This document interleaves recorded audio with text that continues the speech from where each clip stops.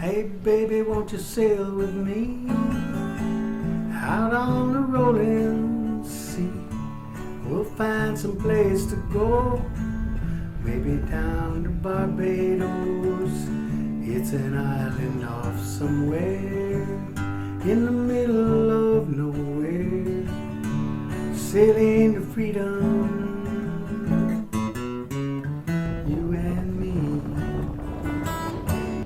Welcome to the Dusseldorf Boat Show, brought to you by Bart, the best right-hand man one could ask for.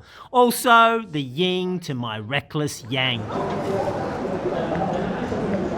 This is just a massive show. The amount of water sport equipment for sale is unbelievable. They even had a skimboard pool.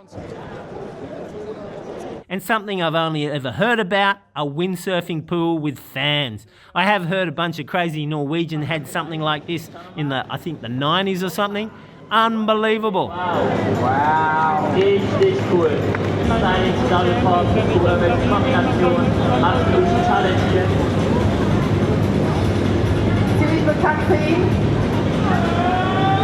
Stunde, ne? Sehr, sehr cool. Und wie man sieht, die Style Master 2024, da war er auch dabei. Boah, ist der schnell. Hoppa. Was war das, was er gemacht hat? Sehr, sehr cool. Das war...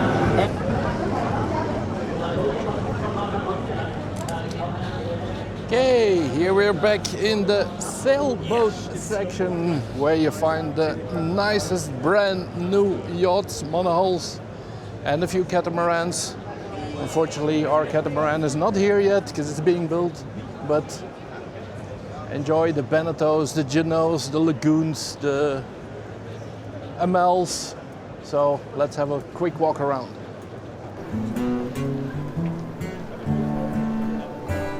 Hey baby, won't you sail with me out on the rolling sea? We'll find some place to go, maybe down to Barbados. It's an island off somewhere in the middle of nowhere, sailing to freedom.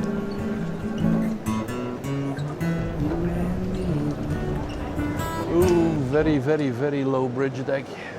This is certainly not a performance catamaran. It's more a let's stick in the marina catamaran.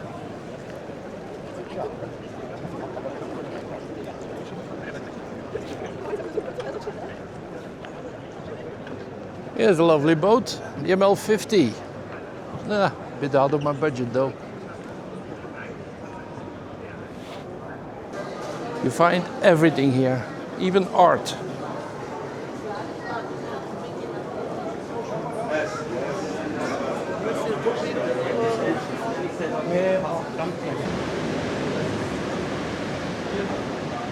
So guys, welcome to the area of the super yachts. These things are massive. And of course they're way out of Plucky's budget or mine, but just wanted to give you a little view of what you can see here. So enjoy.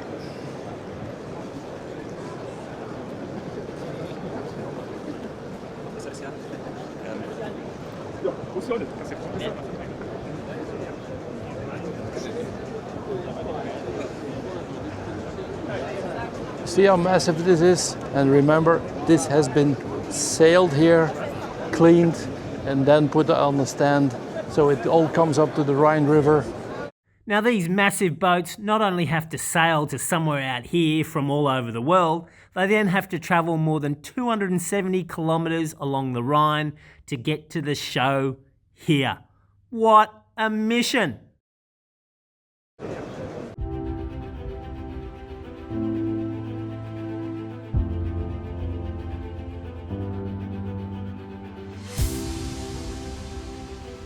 I think this travel lift is brilliant and it really overcomes the problems that I had once. I'll tell you a story.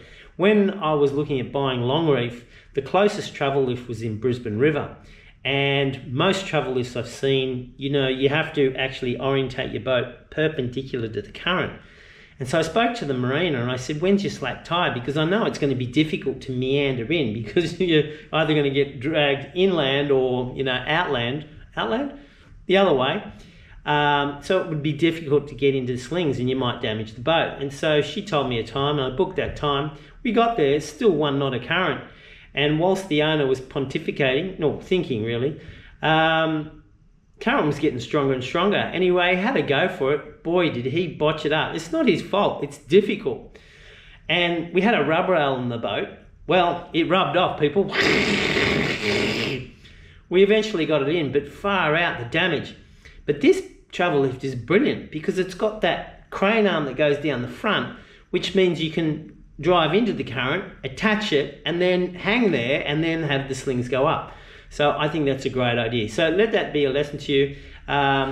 You don't rely on marina operators to know second-order partial differential equations about the ebb and flow of river current because, it's complicated. But they ought to have known from the previous day, I would have thought. But anyway. Check out how clever the rams are. Notice how they self-adjust to maintain the boat in a level position as the gradient of the ramp changes.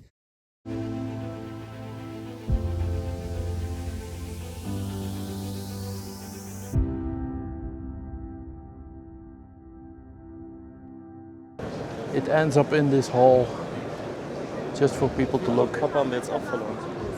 I don't think this is possible to move by road, so yeah, an enormous operation this is.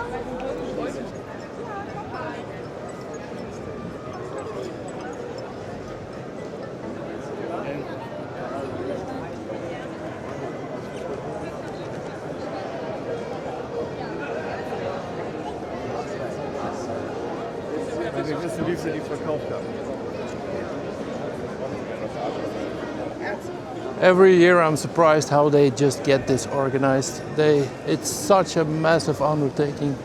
They're probably doing this months and months before, setting it up.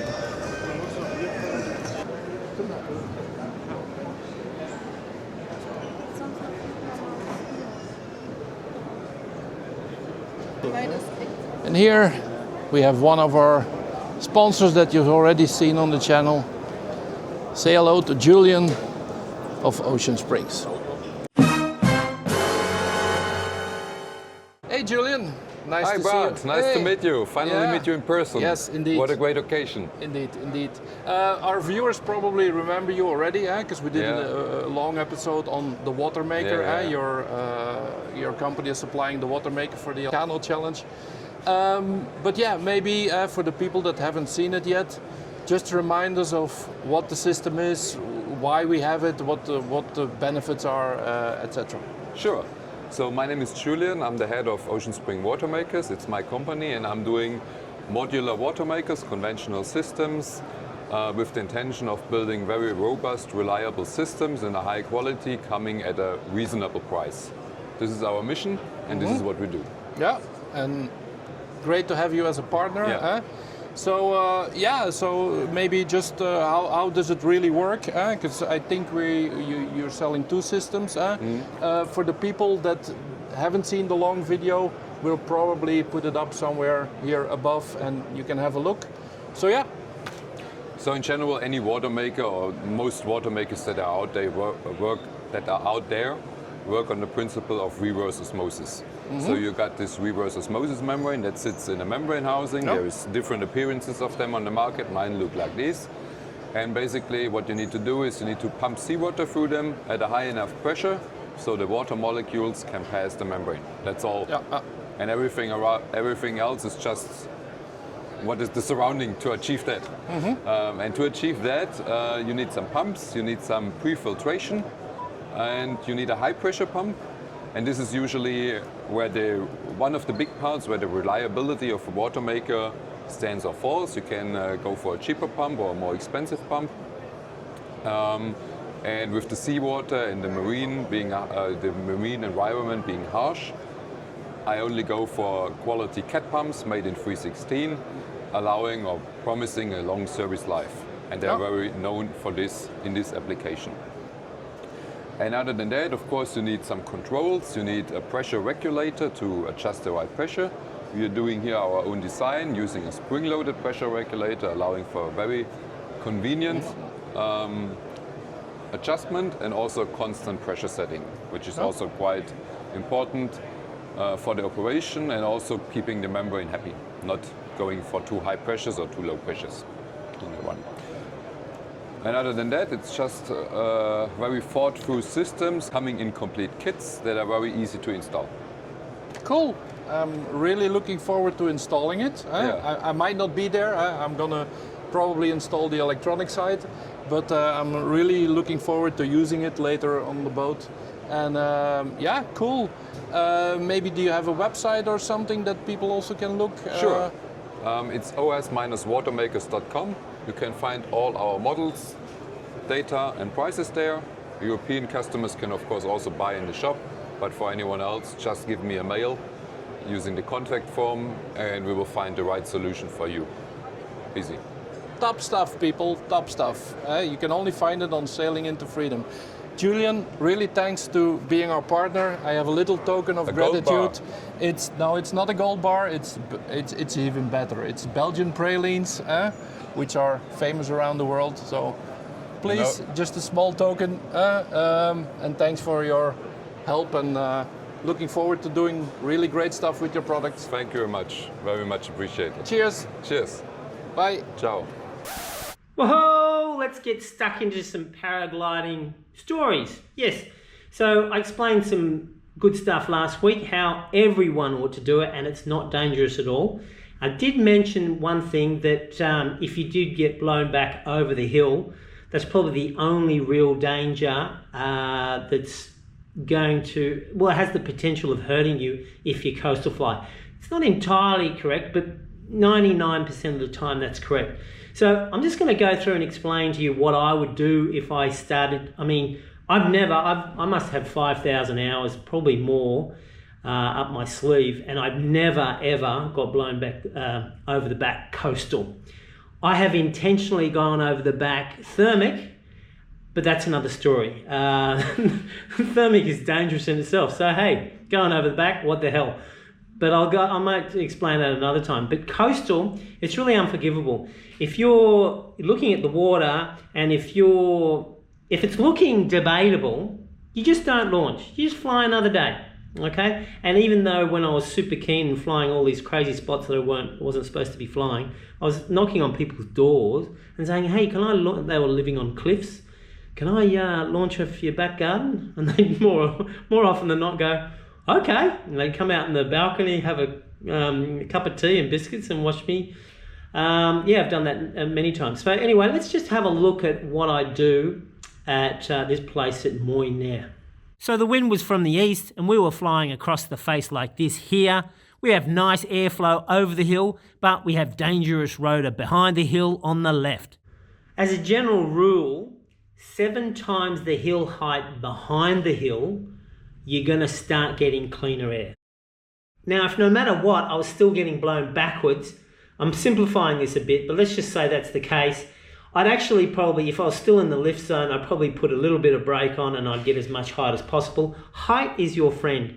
And as soon as I got to the top of the hill, well, there's no more lift because the wind's going parallel to the ground, well, to the top of the hill, I would immediately turn and I'd run down as far past the hill, behind the hill, as possible.